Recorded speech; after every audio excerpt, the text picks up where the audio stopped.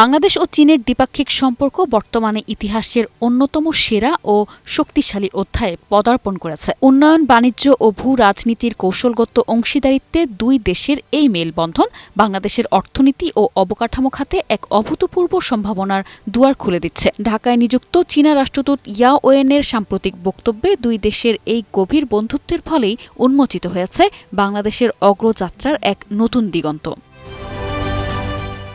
নগদ নিয়ে এলো হার না মানা হার অফার। সর্বনিম্ন 10,000 টাকা রেমিটেন্স নগদে পাঠালে থাকছে স্বর্ণের হার জেতার সুযোগ।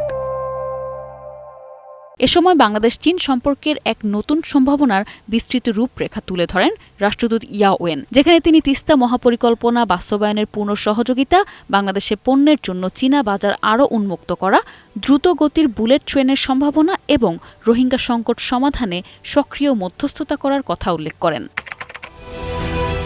উত্তরাঞ্চলের পানি ব্যবস্থাপনা, কৃষি ও পরিবেশগত সুরক্ষায় বহুল আকাঙ্ক্ষিত তিস্তা মহাপরিকল্পনা বাস্তবায়নে বেইজিং তাদের অনড় ও আন্তরিক অবস্থান পুনর্ব্যক্ত করেছে। কারিগরি ও আর্থিক সহযোগিতার মাধ্যমে এই মেগা প্রকল্প বাস্তবায়নে দ্রুত গতিতে কাজ করছে চীন। আমের পর এবার বাংলাদেশের জাতীয় ফল কাঁঠালও চীনের বিশাল ভোক্তা বাজারে প্রবেশের জন্য প্রস্তুত। সাম্প্রতিক উচ্চ পর্যায়ের সফরে স্বাক্ষরিত প্রোটোকলের হাত ধরে চীনের বাজারে কাঁঠালের এই বাজিমাত বাংলাদেশের কৃষি অর্থনীতিতে এক বিরাট বিপ্লব আনতে যাচ্ছে। এদিকে মিয়ানমারের বর্তমান জটিল রাজনৈতিক বাস্তবতার মধ্যেও বাংলাদেশে আশ্রিত রোহিঙ্গা সংকট সমাধানে চীন সক্রিয় মধ্যস্থতাকারীর ভূমিকা পালন করছে। দুই দেশের মধ্যে সংলাপ ও একটি টেকসই প্রত্যাবাসন প্রক্রিয়ার জন্য বেইজিংয়ের এই উদ্যোগ নতুন আশার আলো দেখাচ্ছে।